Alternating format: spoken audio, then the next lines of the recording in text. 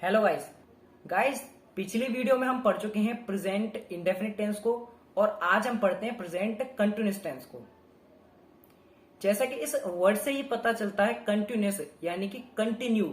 जब कोई काम कंटिन्यू चलता है वहां उसे हम प्रेजेंट कंटिन्यूअस में बनाते हैं।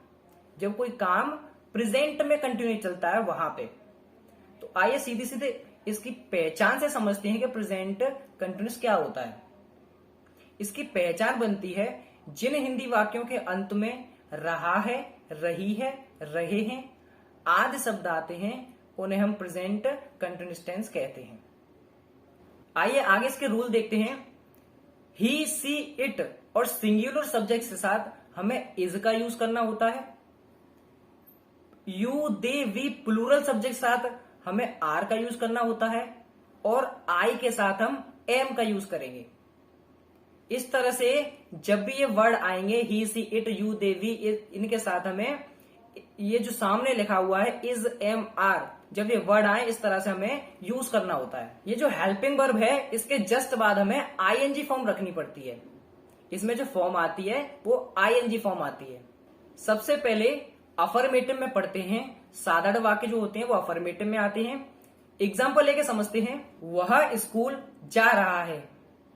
ही इज गोइंग टू स्कूल। जैसा कि अभी मैंने बताया ही के साथ क्या यूज करना होता है, इज। एक और एग्जांपल लेते हैं। राम खाना खा रहा है। Ram is taking food. आप यहां पे ईटिंग भी कर सकते हैं।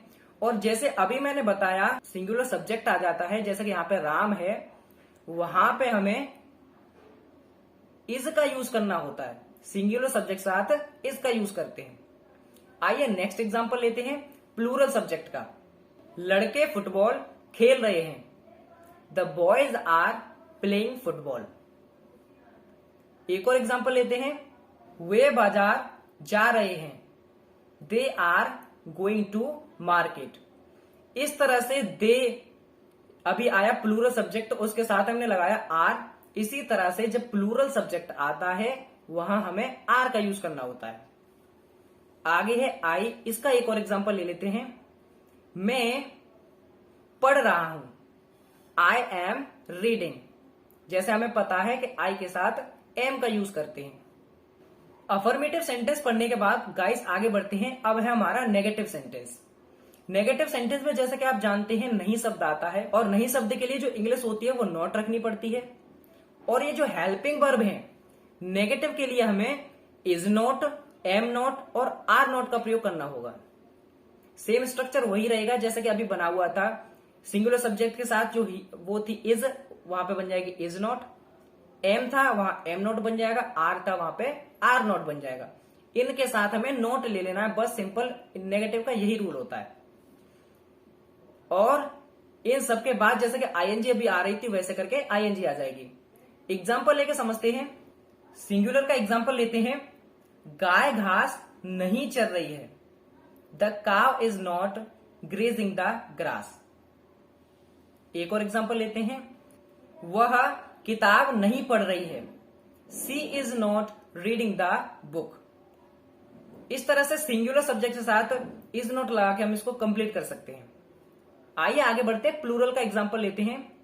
हम शोर नहीं मचा रहे हैं। We are not making a noise.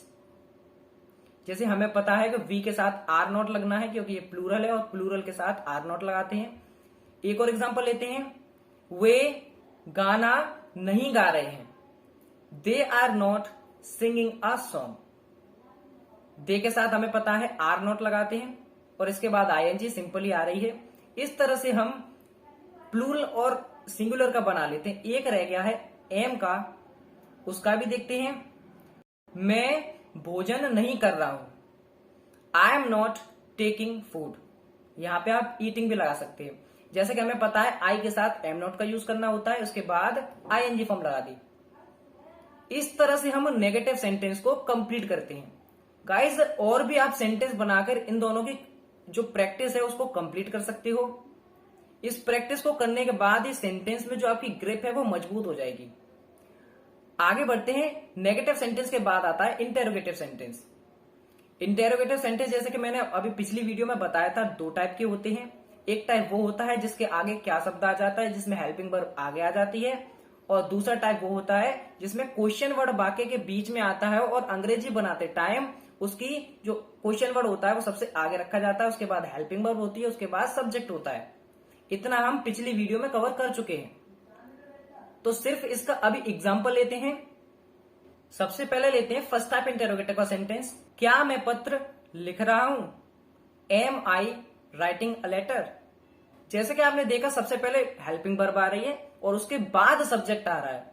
Question word जब क्या, अभी मैंने बताया, पिछली वीडियो में भी बता चुका हूं कि अगर क्या शब्द पहले आता है तो यूनिवर्सल फॉर्मूला है, हमें हेल्पिंग वर्ब सबसे पहले ही रखनी पड़ती है। इसको समझने के बाद एक और एग्जांपल लेते हैं सेकंड टाइप इंटेरोगेटिव का। तुम वहां क्यों जा रहे हो? Why are you going there? अभी यहां पे क्यों की स्पेलिंग सबसे पहले आई है वाई, और उसके बाद हेल्पिंग वर्ब और उसके बाद सब्जेक्ट।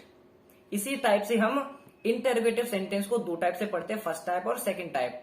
आप अपनी जब प्रैक्टिस करोगे तब इसी तरह से करोगे, पहले फर्स्ट टाइप की करोगे और फिर सेकंड टाइप की करोगे।